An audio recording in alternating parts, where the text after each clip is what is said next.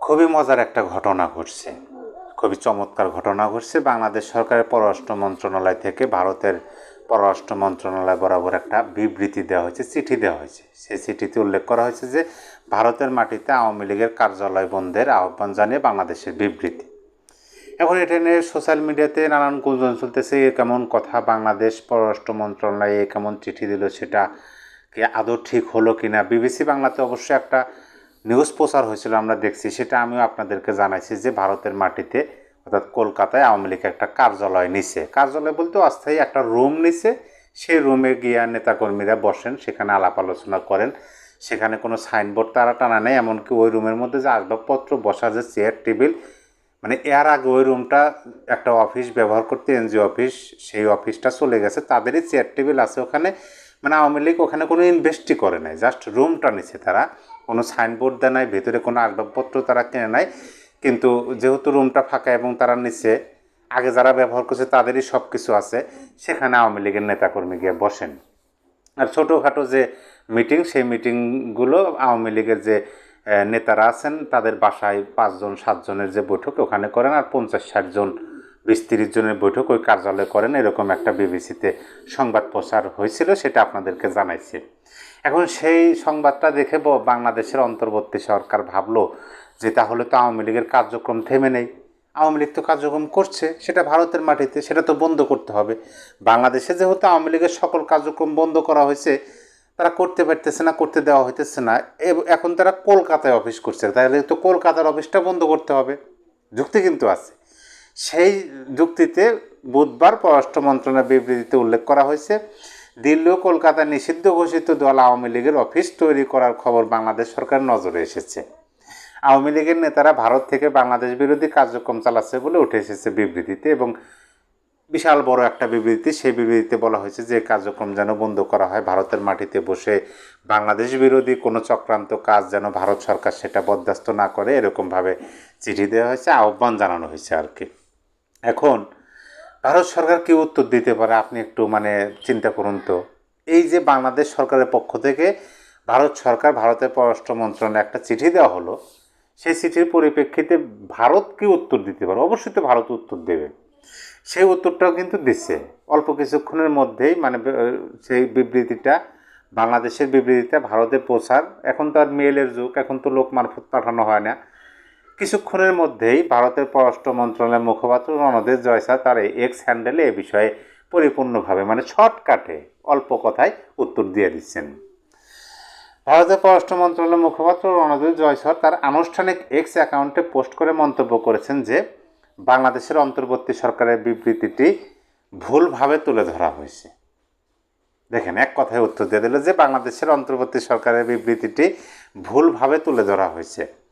ভারতে আওয়ামী লীগের রাজনৈতিক অফিস বন্ধ করার আহ্বান জানিয়ে ভারত সরকারের উদ্দেশ্যে বাংলাদেশ যে বিবৃতি দিয়েছে তার প্রতিক্রিয়া জানিয়েছে ভারত সরকার।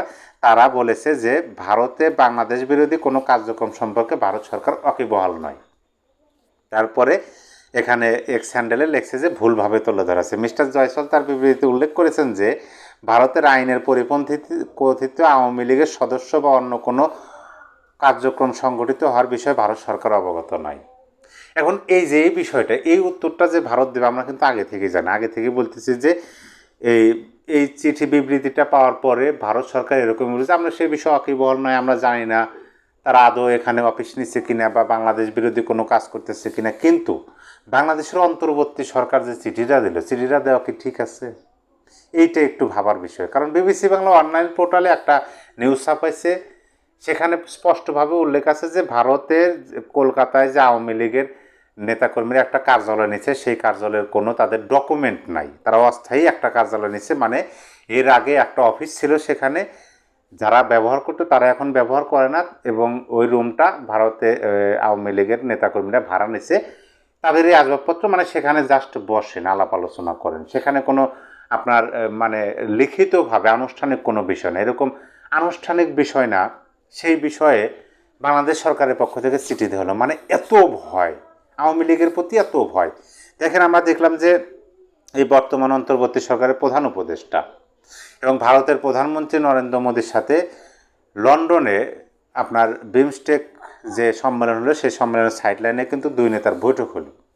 সেখান থেকে প্রধান উপদেষ্টার প্রেস সচিব বললেন যে শেখ হাসিনাকে ফিরিয়ে নিয়ে আসার বিষয়ে প্রধান উপদেষ্টা এবং প্রধানমন্ত্রীর মধ্যে আলোচনা হয়েছে এবং ইঙ্গিতপূর্ণ বক্তব্য দিচ্ছেন প্রধানমন্ত্রী নরেন্দ্র মোদী, মানে শেখ হাসিনাকে ফেরত দেবেন এরকমভাবে সোশ্যাল মিডিয়া এবং সারা বাংলাদেশে ব্যাপক ছয়লাভ হলো। পরবর্তীতে আমরা কি দেখলাম, বিদেশি একটা সংবাদ মাধ্যমে প্রধান উপদেষ্টা স্বয়ং নিজেই বললেন যে ভারতের প্রধানমন্ত্রীর সাথে দেখা হয়েছে, তখন তাকে বলা হয়েছে যে শেখ হাসিনা আপনাদের ওখানে আছে, থাকুক, সেটা তো আমরা কিছু করতে পারবো না বা আমরা তাকে আনতেও পারবো না, কিন্তু সেখান থেকে যে বক্তব্য দিতেছে সেই বক্তব্যটা বাংলাদেশ সরকার এবং বাংলাদেশের জন্য উদ্বেগের বিষয় এবং সেই বক্তব্যের জের ধরে বাংলাদেশে উত্তাল একটা পরিস্থিতির সৃষ্টি হওয়ার মুখে বক্তব্যটা বন্ধ করতে হবে। তখন ভারতের প্রধানমন্ত্রী কি বলল যে ভারত বাক স্বাধীনতায় বিশ্বাস করে এবং সোশ্যাল মিডিয়া সবার জন্য মুক্ত, সেটা ব্যবহার করে যদি কেউ রাজনৈতিক বক্তব্য দেয় বা রাজনৈতিক মিটিং করে সেটা ভারতের কোনো বিষয় না। এভাবে স্পষ্টভাবে মানে তারা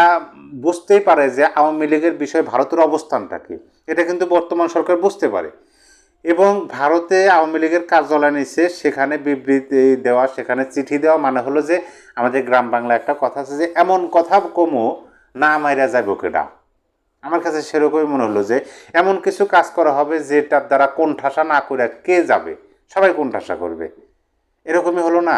আওয়ামী লীগের বিষয় তো ভারতে একদম 1 পায়ে 10 পায়ে দাঁড়িয়ে আছে এবং ভারতের পক্ষ থেকে বারবার বর্তমান সরকারকে রিকোয়েস্ট করা হইতেছে। এই বিবৃতিতেও তারা বলছে যে একটা নিরপেক্ষ এবং অংশগ্রহণমূলক নির্বাচন, তারা চাচ্ছে যে আওয়ামী লীগ ইনক্লুড একটা নির্বাচন যেন বাংলাদেশ সরকার করে, আর সেই সরকারের কাছে বাংলাদেশের সরকারের পক্ষ থেকে আওয়ামী লীগের কার্যক্রম বন্ধের জন্য চিঠি দেওয়া হয়। সম্মানিত দর্শক, আপনার মতামত অবশ্যই কমেন্ট বক্সে জানিয়ে দেবেন। সবাই ভালো থাকবেন, আল্লাহ হাফিজ।